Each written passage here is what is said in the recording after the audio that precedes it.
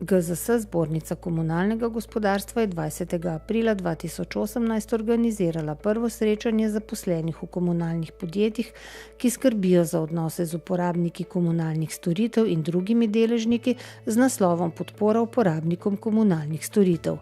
Na dogodku se je zbralo več kot 50 udeležencev, ki dnevno skrbijo za informacije in novice z področja komunalnih storitev in so v stalnem stiku z različnimi deležniki podjetja.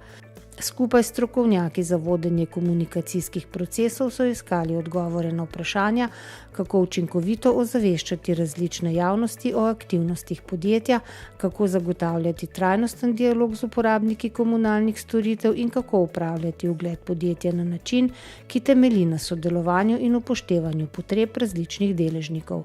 Zbrani so skozi izmenjavo dobrih praks in izkušenj izpostavili ključne izzive v komuniciranju z uporabniki različnih generacij, govorili o pomenu aktivnega upravljanja tveganj v javnosti in podali praktične rešitve za izboljšanje vsakodnevne komunikacije z deležniki. Glavni zaključki srečanja so bili, da je v današnjem svetu hitre komunikacije pomembna visoka odzivnost, dosegljivost preko različnih komunikacijskih kanalov ter uspešno komuniciranje sprememb, kar povzema misel udeleženca srečanja. Če o sebi ne boste govorili sami, bodo o vas govorili drugi.